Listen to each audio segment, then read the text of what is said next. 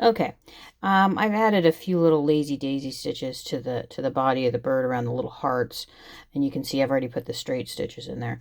And I'm going to add a couple of French knots. Now, French knots are really, really easy.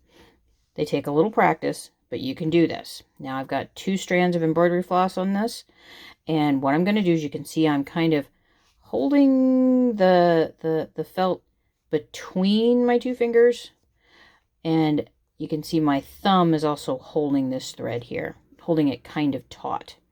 And what I'm going to do is I'm going to take my thread and I'm going to wind it once, twice, 3 times. Now you can see I've got it wound around there. I'm going to put it back in where I want it to go. If I can get it to go where I want it to go, right there. And I'm still holding that taut. And then I will pull the thread slowly through.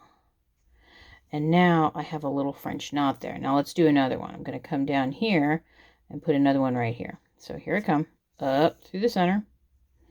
Okay, I'm going to turn the piece around. I'm still, again, pay attention to what I'm doing with my left hand, how I'm holding my work.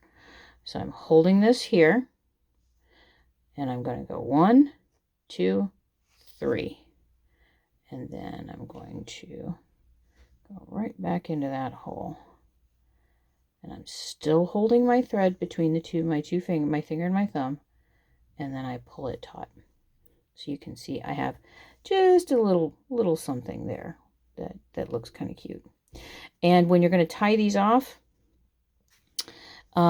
same way as I've been teaching you to tie them off, and especially if you've got something appliqued, you can just pull it straight up here and knot it off and hide the end, and then clip it, and then you're done.